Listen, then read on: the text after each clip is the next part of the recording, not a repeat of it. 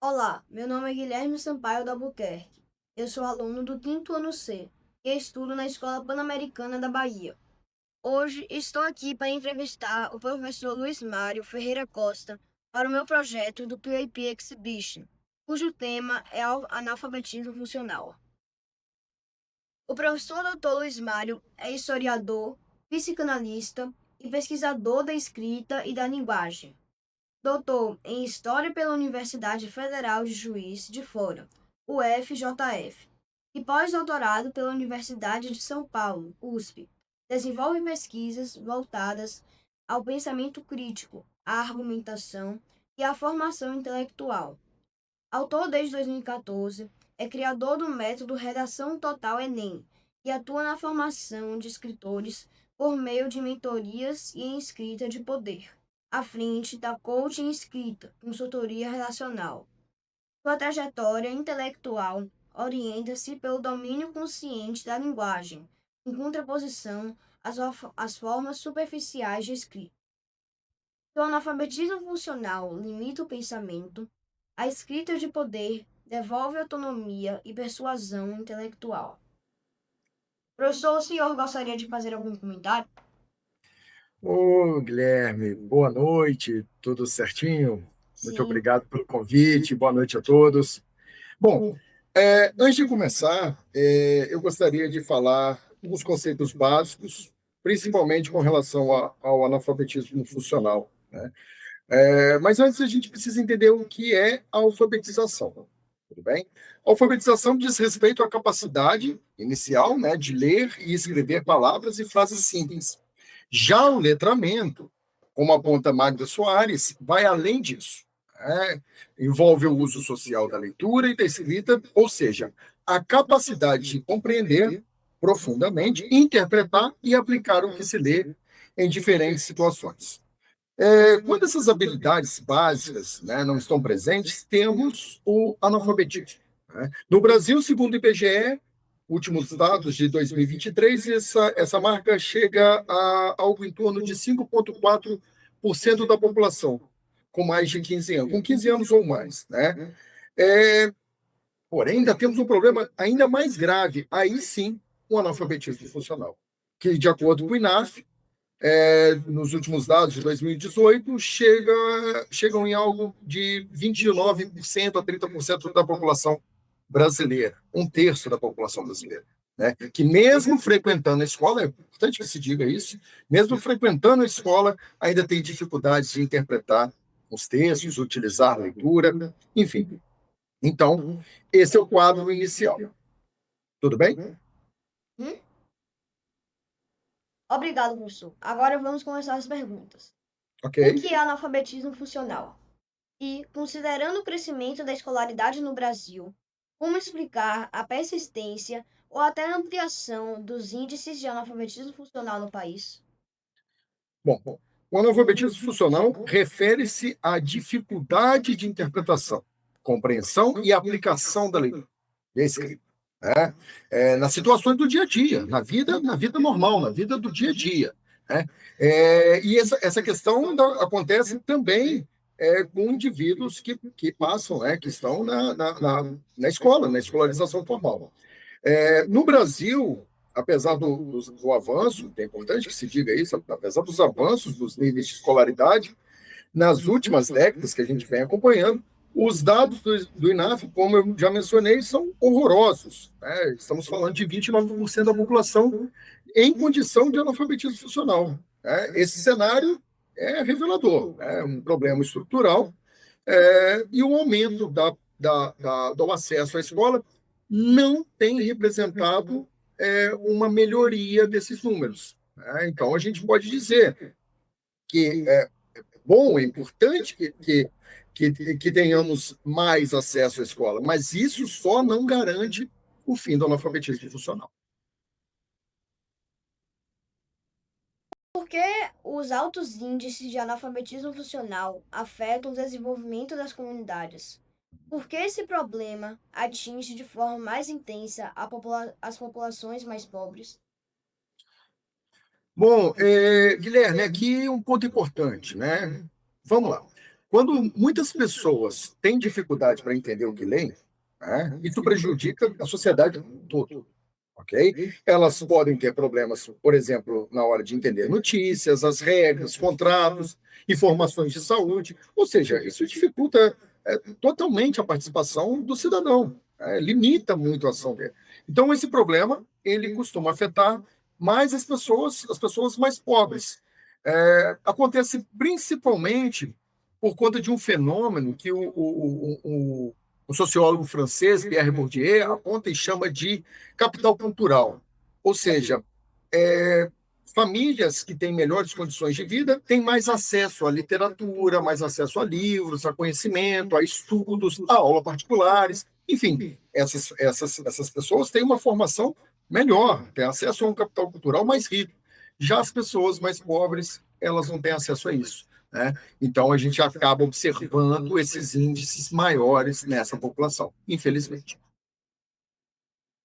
Professor, agora uma pergunta um pouco mais complexa.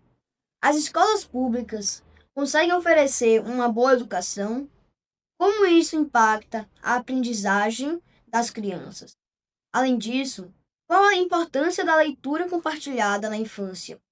E como o uso excessivo de telas pode influenciar o analfabetismo funcional? Ok, ok. Vamos lá. As escolas públicas são fundamentais para garantir acesso à educação, ok? Mas ainda enfrentam desafios relacionados à qualidade. Isso não é novidade para ninguém. Muitas crianças estão na escola, sim, claro, verdade, mas nem sempre conseguem desenvolver plenamente essas habilidades que eu disse, de leitura, interpretação, né? Ou seja, acabam somando mais número ainda para esse analfabetismo funcional. É dentro desse contexto que a leitura compartilhada na primeira infância tem um papel muito importante.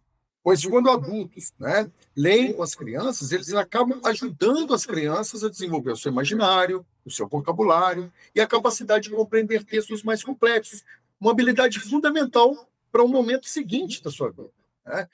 Por outro lado, o uso excessivo de telas, especialmente sem orientação dos pais, pode prejudicar esse desenvolvimento. Isso acontece porque diminui o tempo, né? A leitura na tela é muito mais rápida, muito mais superficial e diminui o tempo de leitura, o que afeta também a concentração e reduz o contato com textos clássicos, textos mais longos, textos que requer realmente maior concentração, ok? O que acontece com pessoas que são analfabetas funcionais quando crescem e precisam trabalhar? E qual é a relação entre escolaridade e analfabetismo funcional? Essa também é uma pergunta muito interessante, porque diz no futuro, né? E, felizmente, temos um número muito ruim pela frente. Bom, quando essas pessoas chegam à vida adulta, o analfabetismo funcional dificulta bastante a busca por emprego. Isso porque muitas profissões exigem leitura, interpretação, compreensão de instruções, né? Normas, enfim, a vida ela necessita, uma vida profissional bem-sucedida, ela necessita de bons leitores e bons escritores, né? Então, quem tem dificuldade nessas áreas acaba tendo menos oportunidades e muitas vezes consegue apenas trabalhos com menor salário ou estáveis, né? É o famoso bico. Sobre a escolaridade, vou dizer mais uma vez, é importante entender que estudar por muitos anos não garante sozinho que a pessoa aprenda de verdade. Ou seja, alguém pode ter passado bastante tempo na escola e ainda assim ser um analfabeto funcional. Por isso, o grande desafio não é só colocar mais pessoas nas escolas, né? Mas garantir que elas realmente desenvolvam as habilidades de leitura, escrita e compreensão necessárias para a vida como um todo. O que podemos fazer para diminuir o número de analfabetos funcionais?